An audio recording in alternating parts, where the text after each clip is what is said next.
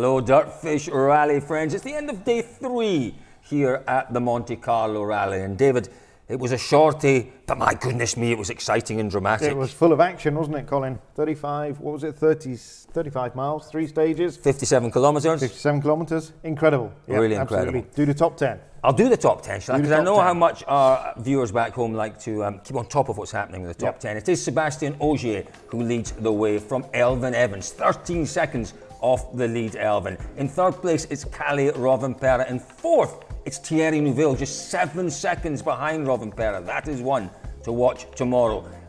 Danny Sordo, he's in 5th place. Katsuta-san, a wonderful 6th place. 7th, Andreas Mikkelsen doing a remarkable job in the Rally 2 car. In 8th, it's Gus Greensmith. In 9th, Adrian Formeau. Rounding out the top 10, it's Eric Hammerly. David, where do we start? Let's start with the highest profile casualty of the day. It clearly, once again on the Monte, was Oyt Tanak. Talk us through Tanak's problems this morning. Quite simple. 2 punctures and only 1 spare. Now, what is the rule? Tell us, you know exactly what the rule is. Well, the rule is, both of those tyres were down to the rim. And the rule is? Well, it has to roll with rubber, inflated rubber on the wheel. Right. It didn't have, it didn't have rubber, so you couldn't inflate what wasn't there, could you, Cole? No, you couldn't, absolutely. When we saw the tyre choices this morning, there was maybe a little bit of surprise. You maybe don't agree, but I think there was a bit of surprise that Tanak elected to only take 1 spare tyre. He was in a fight. He knew he'd got 25 seconds to make up. He had to push. And you're carrying 20 kilos, something like that, with an extra spare. So, there is a marked performance increase. Not marked.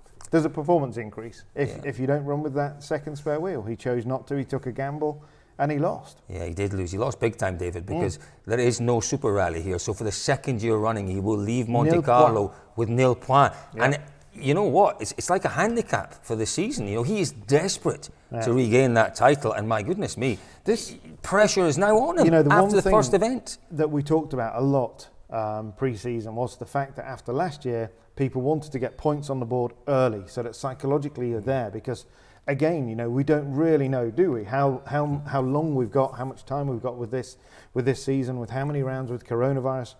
So it is quite a blow for Tanak to leave here with nothing again. I think it's a massive blow, David. And it's a massive blow for Hyundai as well, because it puts them on the back foot potentially in terms of the Manufacturers' Championship. But let's talk about, in particular, Toyota. Well, when we talk about Toyota, we have to talk clearly about Ogier. Ogier started the lead, remember, hunting down Elfyn Evans.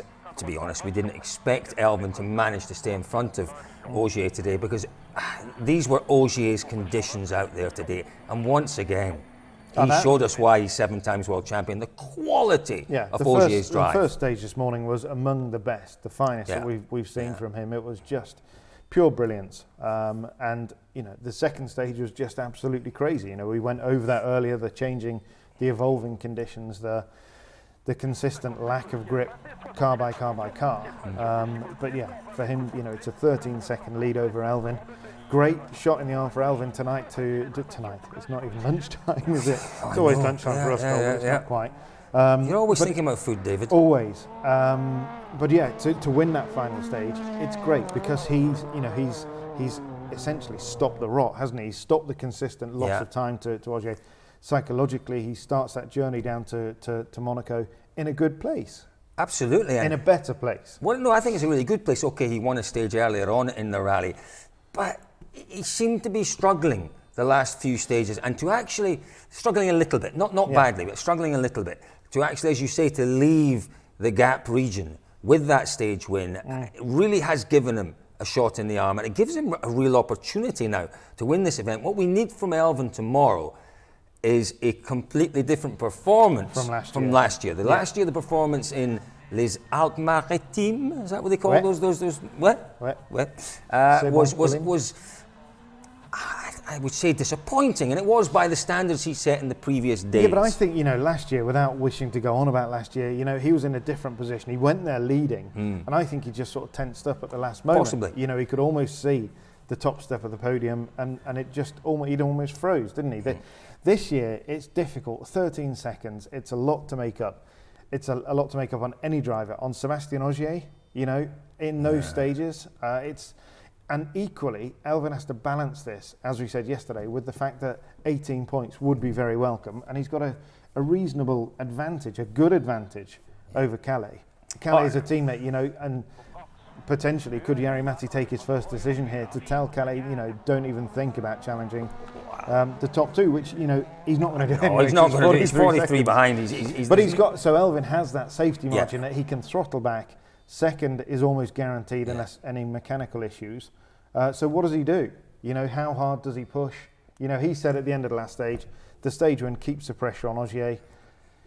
I'm not sure. Well, it does in some degree, in that Ogier knows that a stall on the start line, a half spin, and he really has to concentrate hard and start pushing hard again. So I think Elvin has done a really strong job out there today. I think he's done a really strong job all weekend. He definitely struggled to commit in the first two stages. And you could see, you know, he was struggling. And it is difficult, but no, it's a good final stage. But he's made no mistakes. Everyone else has made mistakes. Yep, no, absolutely. And that's the most important thing. Kalle Rovanperä, as you say, what a performance from Toyota here again this weekend. And Rovanperä absolutely doing his bit for the team effort, sitting in third place with 3 cars. You know, it is the dynamics within the team and the strategies within the team. And we know that, you know, Mr. Adamo is very, very quick to use strategy, and quite rightly so. And it's trying to second guess them. It's almost impossible, and to as we've discovered. That manufacturer point out, you know, we were scratching our heads a little bit with Sordo in the final stage, you know, really quite steady. And you could see just from watching the coverage, you know, there was no attitude in the car. There was no energy really in the car in some of the corners. But he genuinely has nothing to push for now. Correct. You know, he's got a massive gap behind. He needs to sit there and pick up what would be fourth place manufacturer points. And they have no insurance policy because Tanak won't be there tomorrow. Interesting stuff indeed, David. It really is something to look forward to tomorrow. I just can't wait. And you know, the other point is that any mistake tonight, they carry that through till tomorrow. There is no service. They're going straight. They're heading south to Monte Carlo, and Monte Carlo tomorrow morning at whatever time, 6:42 in the morning. They have an opportunity to change tyres, and that's it. But as you rightly pointed out earlier, you know, they probably will be carrying some more fluids, some small spares that they could use themselves. Because don't forget, whenever they go into a tyre zone, if they own it in the car, if they've got it in the car, they can change it. They can use it in the car. Absolutely. But the one thing, as much as I'm loving, sorry Cole, as much as we're loving being at BGM Sport here in Oxfordshire, that's fabulous. But the one thing I do love on the Saturday night in Monte is the road down. The drive down is because we always road. take the Route Napoleon through the mountains, and it's a road race. Not that we're saying that anybody breaks the rules of the road, but it's a great ride down, isn't it? We're taking the A43 5 miles back to our hotel tonight. Folks, the other thing that I must mention to you before we wrap up our end of day summary here, don't forget that tomorrow, for the first time in the power stage, manufacturer points on offer. So we'll wait and watch with interest. One very, very brief, David. Give me your winner for tomorrow and your second place driver.